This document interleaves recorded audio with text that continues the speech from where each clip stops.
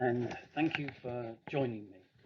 I'm Bishop Bill and a member of the Spiritual Growth Core Group at St. Michael's, Newhaven.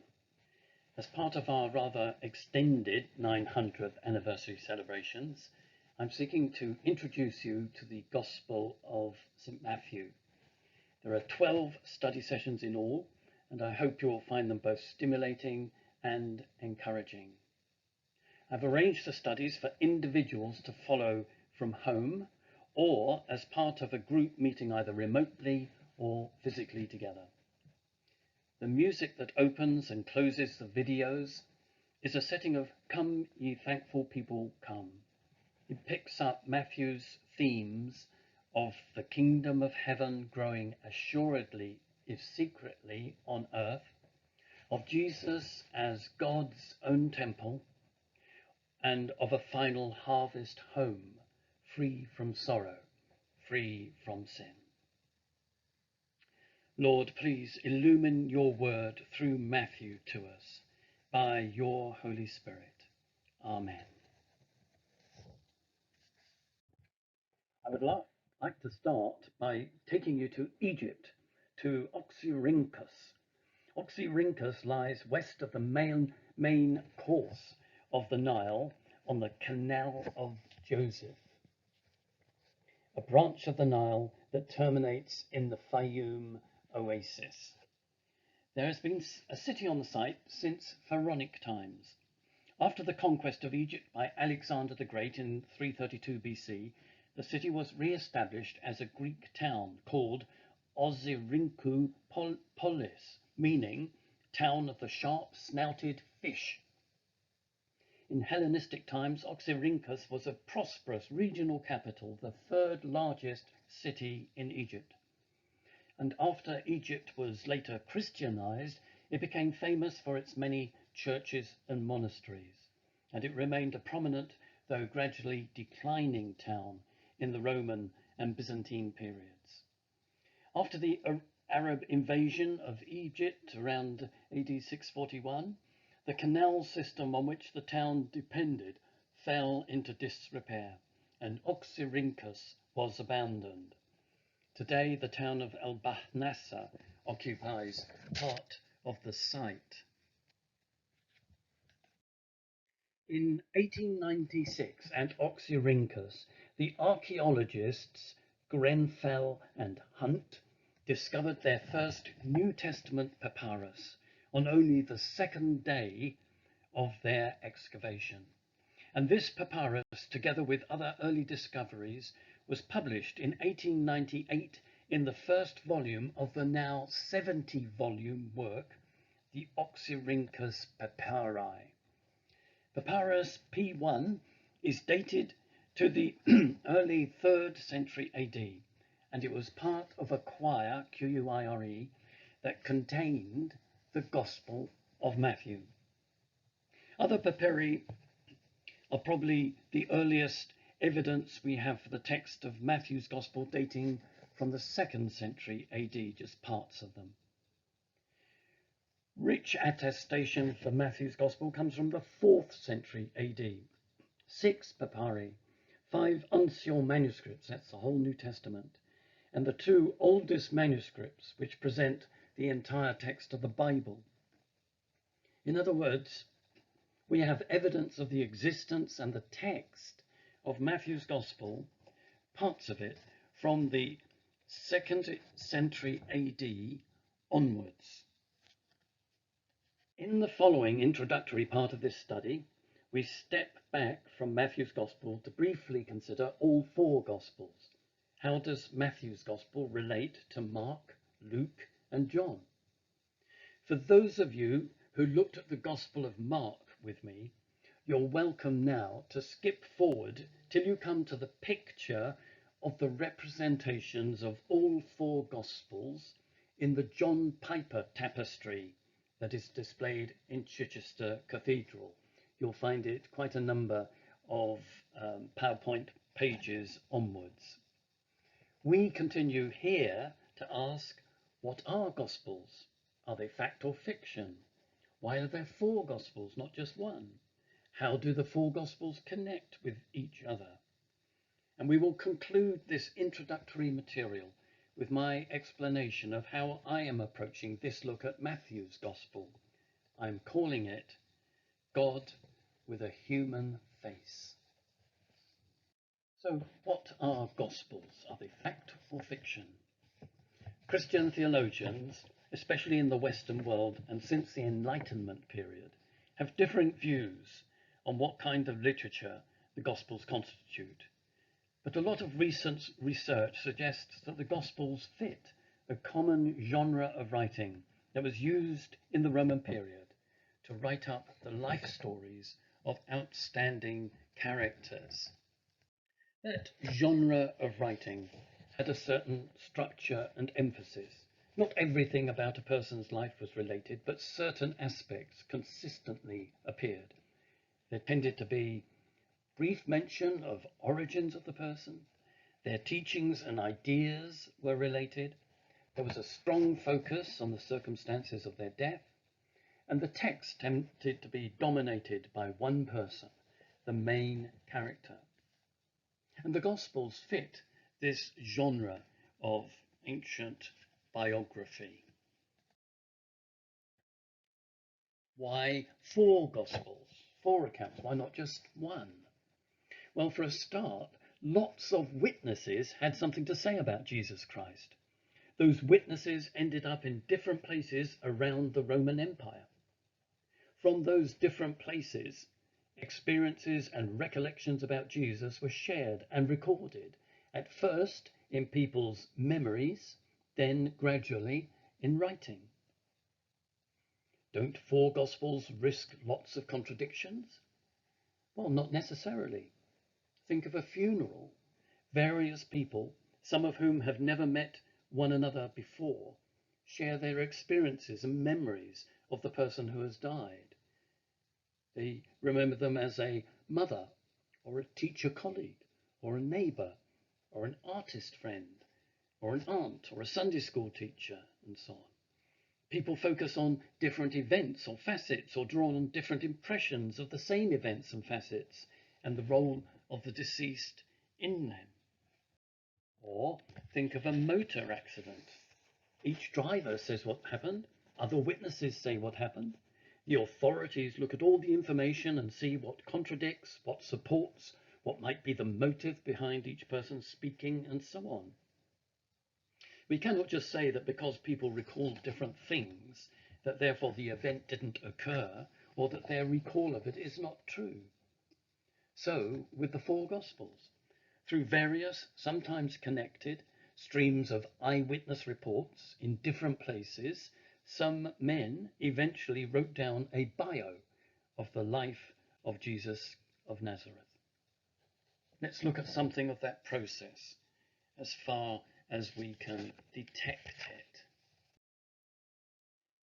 By far, most commentators on the 3 synoptic Gospels, synoptic is from a Greek word meaning same eye, so that's Matthew, Mark, and Luke. As they ascribe to a view of Markan priority. Mark wrote his gospel first. Matthew evidently had access to Mark. Out of 661 verses in Mark's gospel, over 90% occur in Matthew. Luke also appears to know Mark. Just under 80% of the verses of Mark occur in Luke. Some other verses in Matthew and Luke are found in both those Gospels, but not in Mark. So maybe those verses came from Luke knowing Matthew's Gospel. Luke knowing Matthew's Gospel. And the main difference here is between the Farrer hypothesis and the Augustinian hypothesis. Farrer upholds the priority of Mark as the earliest gospel, but he suggests that the verses common to Matthew and Luke,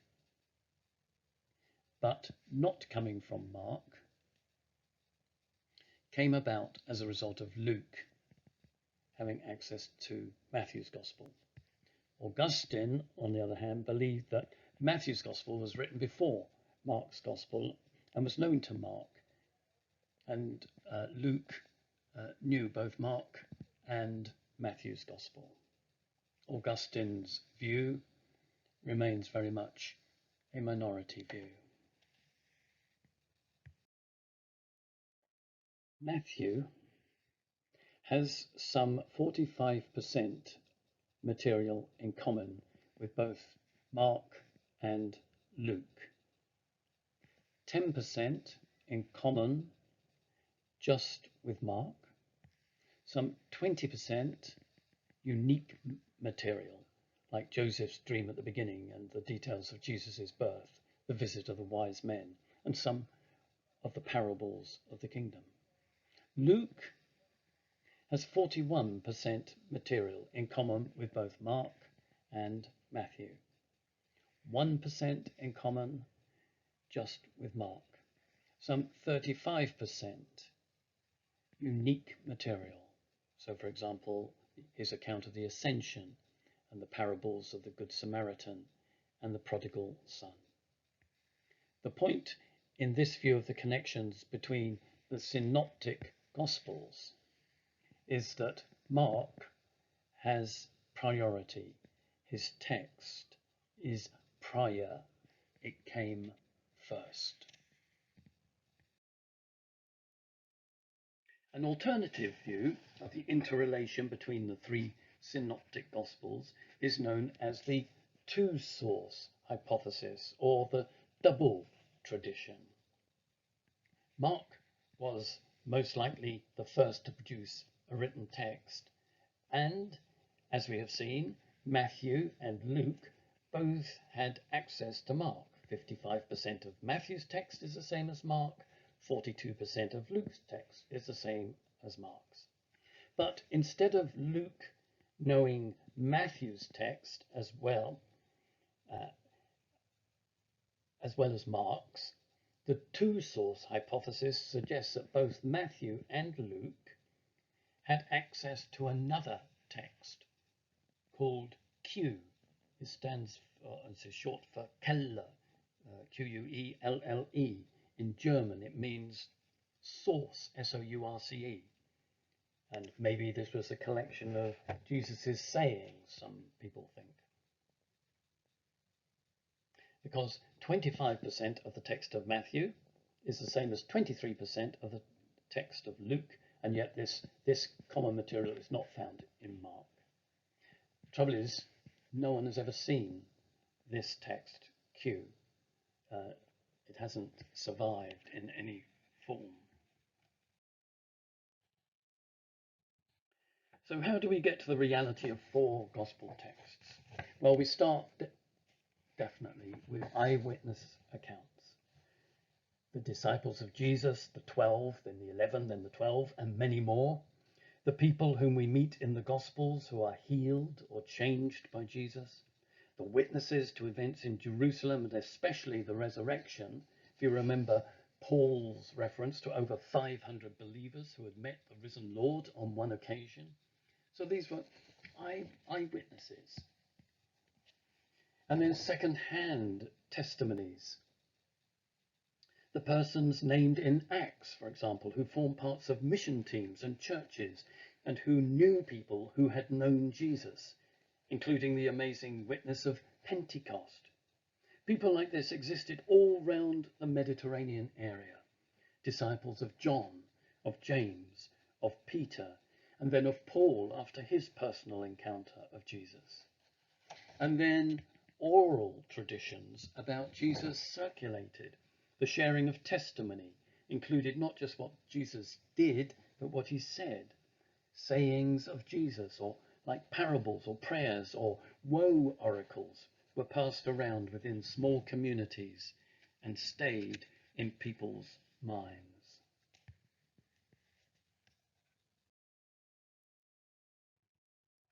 Eventually, some of the memorized material was put in writing. And as we've seen, Mark was most likely the first to produce a written text. He was dependent upon Peter for much of his material. We're told this by Papias, who died in AD 163, and Eusebius, the early church historian, relates this, this contention. Matthew and Luke both had access to Mark, the Markan priority hypothesis. Maybe Luke had access to Matthew's gospel, that was the Farah or Augustinian hypotheses. Maybe both Matthew and Luke had access to Q, the two-source hypothesis. And then Matthew and Luke each had independent sources, unique to themselves. And then there's John. Less than 10% of material in the other three Gospels appears in John. Perhaps he knew Mark's Gospel. He evidently derived his material from a different stream in which the 12 disciples did not feature so much as others, like Martha and Mary and Lazarus, or Nicodemus, or the Samaritan woman, or the man born blind who was healed. Here is a comparative chart of the four Gospels. It makes some suggestions as to the varying emphases and specialities of the recordings of the life of Jesus made by the four authors. And for each of them, there's some suggestion about probable date, probable origin, the kind of culture that they were writing for, and maybe the emphasis in their portrayal of Jesus, and so on. The authors wrote from within different contexts. Some of them knew Jesus personally in the flesh. Some completely depended on others for their information. And they each served up their biography in a manner intended to attract their different audiences. So Matthew, for example, this gospel author was definitely an eyewitness, possibly equating to Levi the tax collector, probably not. Eusebius quotes Papias as recording that Matthew put in writing the logia, L-O-G-I-A, meaning sayings or traditions about Jesus in the Hebrew language, in order. Others then translated Matthew's material into Greek. In our look through these study sessions at the text of Matthew's Gospel, I want to take a slightly different approach to grasping his unique contribution to building up a picture of Jesus. I want to ask about all four Gospels. What is the feel of this Gospel? What vision of Jesus does it especially propose? And one helpful way to do this is to consider the special visions of two great Bible characters, Ezekiel from the Old Testament and the elder John, or St. John the Divine, from the New Testament. Here is the summary of the two visions from two different ages as put into language by Ezekiel and John. Ezekiel 1 verse 6, but each of them had 4 faces and 4 wings. And verse 10, their faces looked like this. Each of the 4 had the face of a man, and on the right side each had the face of a lion, and on the left the face of an ox. Each also had the face of an eagle. And in Revelation chapter 4 verse 7, the first living creature was like a lion, the second was like an ox, the third had a face like a man, the fourth was like a flying eagle. The descriptions of the kind of living creatures seen by Ezekiel and John are identical, aren't they?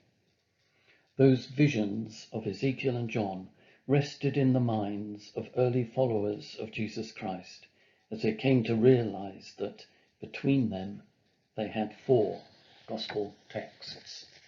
Those gospel texts began to be brought together in a codex, that's a single volume document, in about AD 150 to 180. And this is a picture of Papyrus 45, an early New Testament manuscript in codex form, probably created around AD 250 in Egypt. And it contains texts from Matthew, Mark, Luke, John, and Acts. And the manuscript is preserved today in the Chester Beatty Library library in Dublin.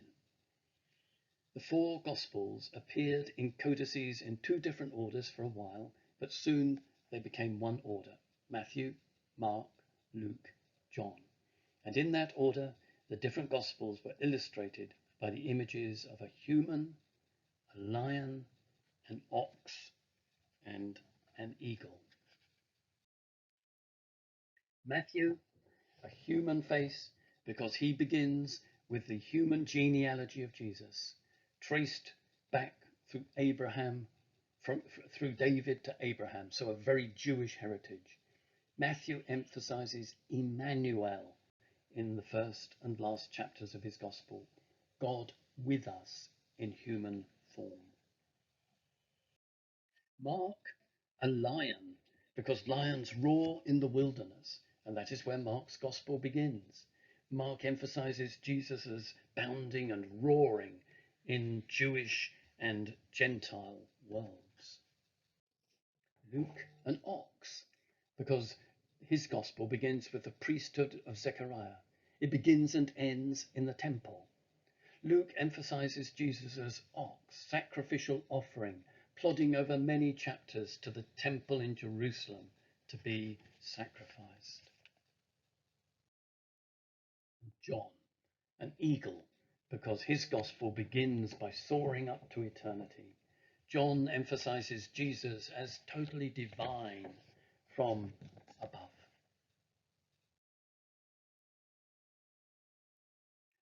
Here is a famous example of these images being applied to the four gospel writers in the Book of Kells.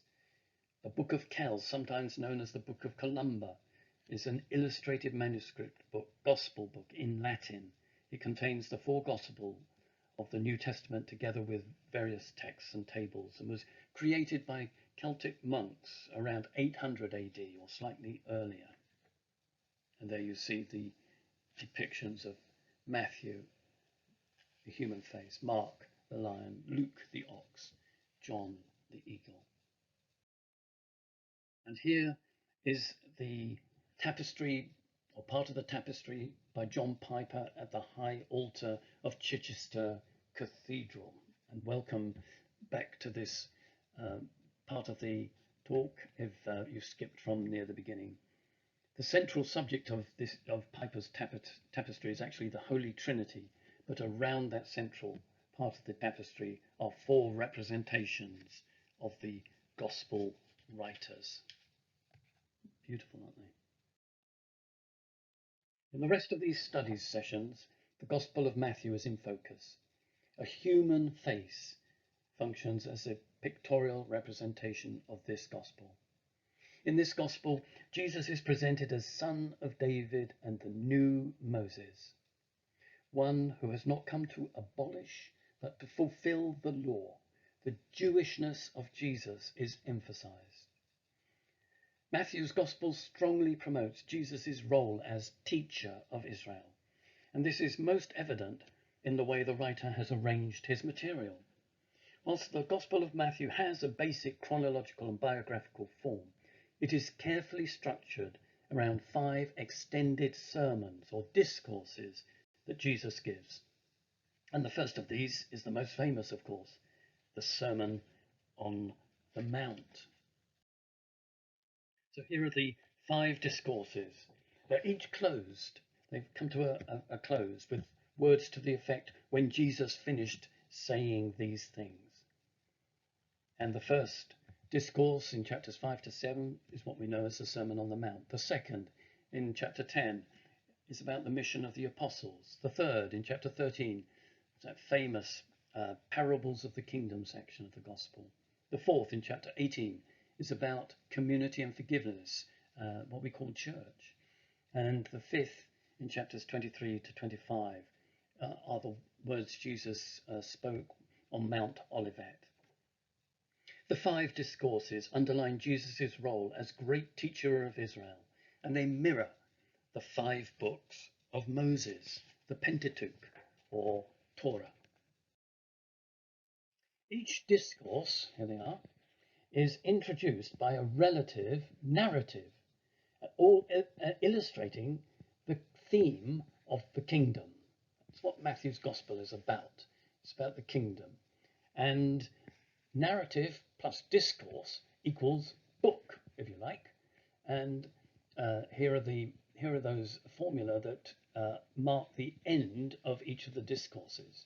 So the first book describes the foundation of the kingdom. The second book describes the mission of the kingdom. The third book describes the mystery of the kingdom. The fourth book describes the family of the kingdom. And the fifth book describes the destiny of the kingdom. Then a preamble is added at the beginning of the gospel, and this describes the genealogy and the infancy of Jesus. And an epilogue, if we can call it that, is added at the end of the gospel, describing Jesus' death or passion, suffering, and resurrection. And that gives us the overall structure of the Gospel of Matthew, from preamble through 5 books to epilogue. Well, I hope your appetite has been whetted. Perhaps before our next study session, you will be so good as to read Matthew chapter 1, verses 1 to 17. Please do have a go at reading those verses. If you're going through these sessions as part of a group, be ready at the beginning of the next session to share ways in which you think that human face is a good or helpful image for this gospel.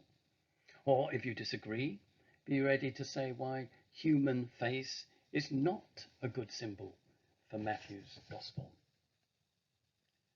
So let us close this little introductory session in prayer. Father, thank you so much for the preservation of what Matthew evidently recorded so faithfully in Hebrew. Someone else translated into Greek, and the text we have before us is pretty well documented as sound and reliable. Thank you for the excitement of this gospel as Matthew serves it up in these 5 books, featuring 5 discourses, illustrating those discourses with events in Jesus' life, and setting the scene with a preamble so powerful and an epilogue so awful and miraculous. Help us as we dip into this book to hear your word to us through Matthew, for Jesus' sake. Amen. Well, I hope to see you next time, or you to see me next time. Bye for now.